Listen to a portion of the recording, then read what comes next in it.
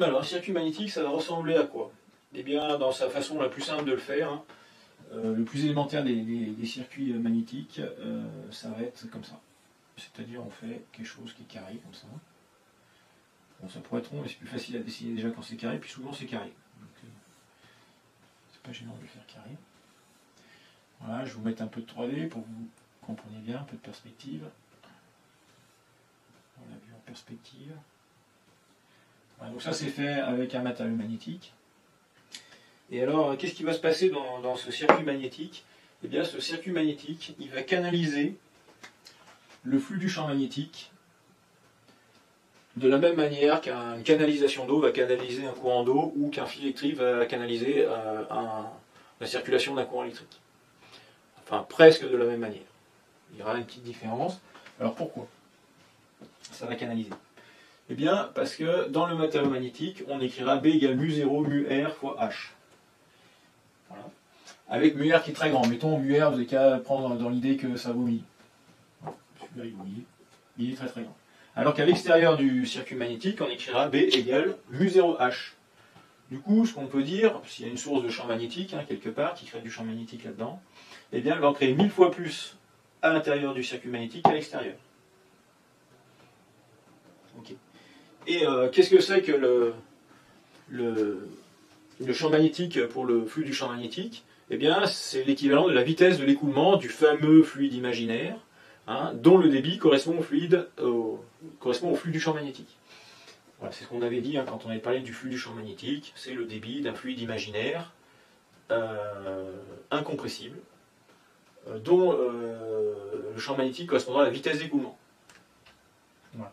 Mais qu'est-ce qu'on peut dire? Si le champ magnétique est très faible à l'extérieur, ça veut dire qu'il peut y avoir un peu de débit de ce fluide imaginaire à l'extérieur, mais un débit beaucoup plus faible, puisque ce fluide imaginaire extérieur va circuler 1000 fois moins rapidement qu'à l'intérieur du circuit magnétique. Voilà, et donc l'hypothèse de travail habituelle, au moins dans un premier temps, c'est de considérer que tout le flux du champ magnétique qui pourrait circuler à l'extérieur du circuit magnétique, eh bien ce flux-là est négligeable par rapport à celui qui circule à l'intérieur et qui va être donc canalisé, qui va faire le tour du circuit magnétique. Voilà, c'est la même chose quand vous avez à peu de choses près quand vous avez du courant électrique, hein, et le courant électrique qui suit le fil. Voilà. Alors, vous n'avez qu'à garder cette idée-là. Voilà. Alors, le flux du champ magnétique, c'est comme le débit d'un fluide incompressible.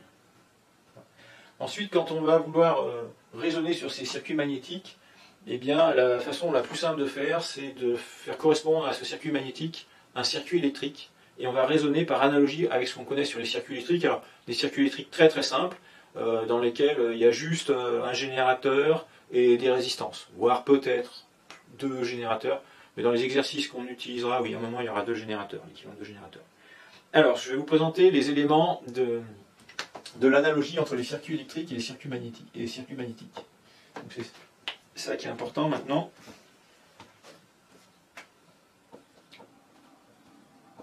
Donc là, on va mettre les circuits électriques, donc les circuits magnétiques.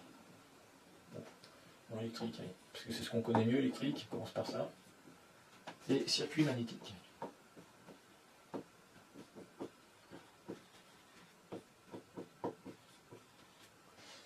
Okay. Alors ce circuit magnétique, eh bien, je peux lui faire correspondre un circuit électrique. Hein. Donc une sorte de circuit analogue, je vais mettre un signe équivalent pour dire que c'est à peu près équivalent. Eh bien c'est quoi? Ça c'est l'équivalent d'une canalisation qui tourne en rond. Donc c'est un fil en fait qui tourne en rond sur lui-même comme ça. Et admettons que quelque part il y a un générateur que je n'ai encore pas dessiné mais qui fasse tourner un courant dans ce circuit. Eh bien on sait que le courant ici sera le même de partout. Voilà. Eh bien ok. Et si pareil, il y a un flux de champ magnétique qui tourne comme ça dans ce circuit magnétique, bien lui aussi il sera le même partout, parce que le flux du champ magnétique est conservatif. C'est-à-dire que le flux qui traverse, qui rentre par un endroit est égal au flux qui sort par un autre endroit.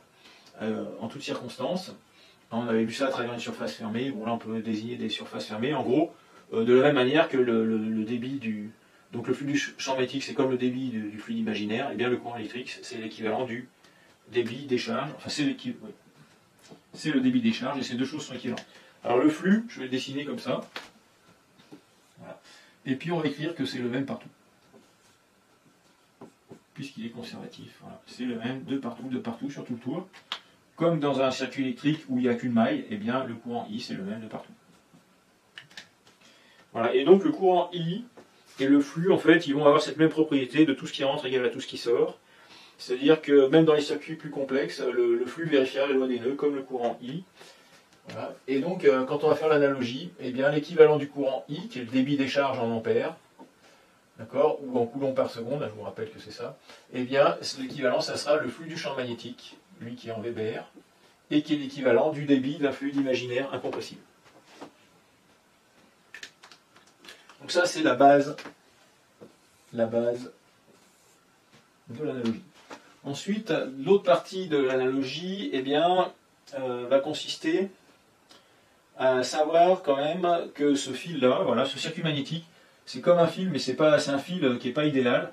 C'est-à-dire qu'il va conduire le flux du champ magnétique, mais pas aussi bien qu'un vrai fil, ce qui fait que dans le circuit, c'est comme si on avait une résistance électrique ici. Alors, ok. Voilà, ici, il y a une résistance électrique R. Et ici, eh bien, on fera correspondre quelque chose. Alors là, je la dessine localisée ici, mais en fait, elle est répartie sur tout. C'est comme la résistance des fils, quoi, qui sera répartie sur toute la longueur des fils.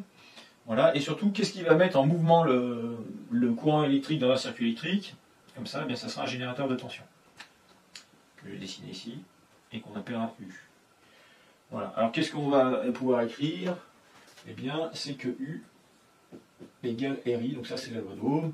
U, c'est la tension, hein, c'est en volts, ça vous connaissez. La résistance, c'est en ohm.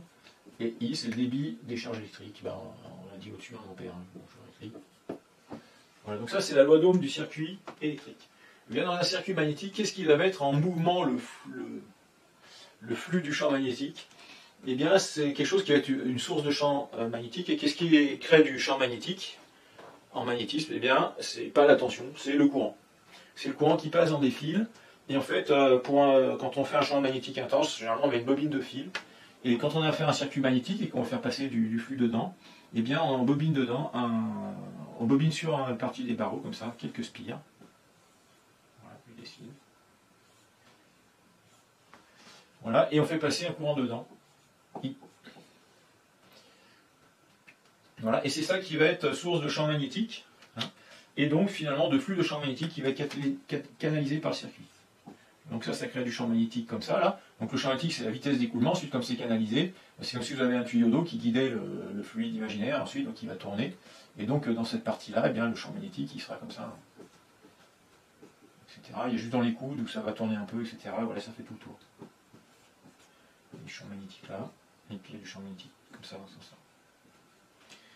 Voilà, donc je suis arrangé avec pour que le courant I, ici, me crée du champ magnétique dans ce sens-là, que je vais afficher avec la règle à main droite. Un I positif, pardon, crée un champ magnétique dans ce sens-là. Et eh bien, si on applique le théorème d'Ampère sur un contour fermé qui fait le tour du circuit, comme ça, qui passe au milieu de l'écoulement du fluide imaginaire à travers le circuit magnétique, comme ça, et bien, quand on applique le théorème d'Ampère, on écrit somme des HDL égale NI, on emboîte tout. Et on va obtenir l'équivalent de la loi d'Ohm des circuits électriques, qu'on va appeler la loi d'Ohm des circuits magnétiques ou loi d'Hopkinson, et qui dit que qu'est-ce qui va mettre en mouvement le flux du champ magnétique?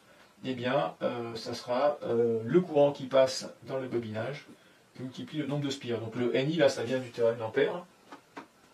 Et ça, on calcule le champ magnétique, etc. Et le flux du champ magnétique, et on démontre que c'est égal à un truc qui s'appelle R-phi. Alors phi, c'est le flux. Et le R, attention, le R, c'est pas tout à fait la résistance, ça va s'appeler la reluctance. Mais ça se note de la même manière. Alors, quelle est l'unité de cette reluctance? On peut le faire tout de suite. Hein. Pour connaître l'unité, il faut se souvenir, donc je le fais peut-être dans un coin du tableau, voilà, que de la relation caractéristique de l'inductance en électromagnétisme qui est phi égale Li. Moi, je vous mets dans un petit coin du tableau. Et ici j'ai le I là, ici j'ai le flux, alors le R il multiplie le flux alors que le L multiplie le I, donc il faut que je renverse l'équation. Donc là on a plutôt une relation du genre I égale 1 sur L fois le flux, voilà, quand on retourne l'équation. Et ça, ben, on voit que c'est la même position dans l'équation que le R, la reluctance. Et donc on voit assez naturellement que la reluctance, en fait, ça va être équivalent à l'inverse d'une inductance. C'est pour ça que l'unité de la reluctance, ça sera en Henry-1. Voilà, puis on verra dans les exercices, hein, que ça retombe bien comme ça. Voilà, donc ça c'est la deuxième partie. Qu'est-ce que... voilà, quand on veut calculer la résistance la reluctance d'un circuit magnétique, eh bien on va faire à la même manière que quand on veut calculer la résistance d'un fil. Et quand on veut calculer la résistance d'un fil, donc on l'a vu au premier semestre, eh bien on écrit R, la résistance, c'est proportionnel à la longueur du fil, inversement proportionnel à sa section, et puis proportionnel à ce qu'on appelle la résistivité du matériau conducteur utilisé. Et bien quand on fait la même chose avec du circuit magnétique, on aura exactement le même type de relation, sauf que cette fois c'est la reluctance. C'est proportionnel à la longueur, inversement proportionnel à la section. Et ce qui fait que le matériau est un bon conducteur du flux du champ magnétique, c'est ce qui est ici. C'est-à-dire plus ce ensemble mu0 mu r est élevé, plus le matériau sera bon conducteur du flux du champ magnétique, et donc plus sa reluctance sera faible. C'est pour ça qu'ici je ne mets pas mu0 mu r, mais 1 sur mu0 mu r.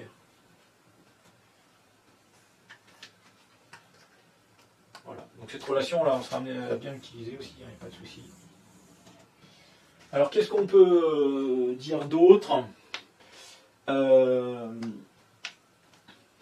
courant, pardon, le flux du champ magnétique vérifie la loi de tout ce qui rentre égale à tout ce qui sort, donc il va vérifier la loi des nœuds. Surtout si on a des circuits plus complexes, hein, où on peut avoir, je sais pas, un autre barreau qui part, une autre boucle, une autre maille, voilà, dans l'équivalent d'une autre maille. Voilà, les tensions, bah, si on met plusieurs bobinages sur le même barreau, les tensions vont, les NI vont s'ajouter aussi. Donc ça fait un peu comme quand on met des générateurs en série, les tensions vont s'ajouter. Donc ça c'est une forme de loi des mailles. Donc finalement ça va fonctionner à peu près tout à l'identique. Et notamment ça fonctionnera tellement à l'identique que quand on aura des reluctances en série, c'est-à-dire la queue leu, c'est tout le flux qui passe par une partie du circuit magnétique est égal, ou par une reluctance est égal à tout le flux qui passe par une autre reluctance, eh bien les deux reluctances sont en série, et on pourra décrire que la reluctance du total, eh bien ça sera la somme des reluctances, exactement comme on faisait avec des résistances en série. Et pareil, on pourra voir, alors ça se présentera peut-être pas dans nos exercices, on n'ira pas jusque là, mais on peut avoir des reluctances en parallèle, et quand on a des reluctances en parallèle, eh bien on peut faire une reluctance équivalente qui se calcule de la même manière que quand on a deux résistances électriques en parallèle. Voilà.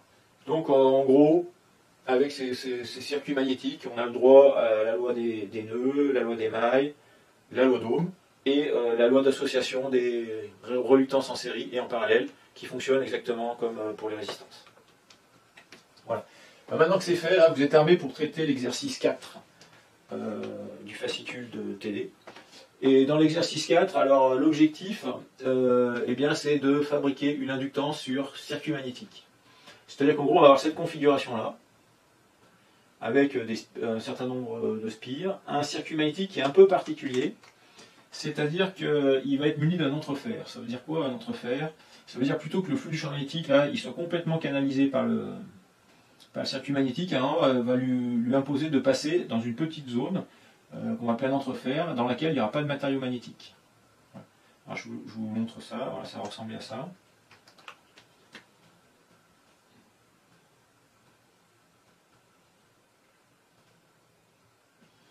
Voilà. Dans l'exercice, il y aura même un entrefer en dessus, mais bon, si je fais le circuit électrique équivalent à tout ça, eh bien, en fait, ça va nous donner ça. Alors, il y a plusieurs façons de le faire, hein. On pourrait mettre la résistance des fils là, mais dans l'exercice, on vous dit qu'il faut la négliger. Donc, ça veut dire qu'en fait, tout ce qui est fil, enfin l'équivalent circuit magnétique, ça correspond à un fil de résistance nulle, comme on a l'habitude de le faire dans le circuit électrique. Et seulement à l'endroit où il y a l'entrefer, c'est là que le flux du champ magnétique va avoir plus de mal à traverser. Et eh bien, c'est là qu'on dira que de manière assez localisée, ici, il y a l'équivalent d'une résistance. Voilà. Eh bien, je vous laisse ce qu'on va faire. Donc, vous êtes armés pour traiter cet exercice. Je vous laisse prendre connaissance de l'énoncé et puis essayer de répondre aux premières questions. Et puis, après, dans la foulée, je ferai la correction de cet exercice. Et bien à bientôt pour cette correction.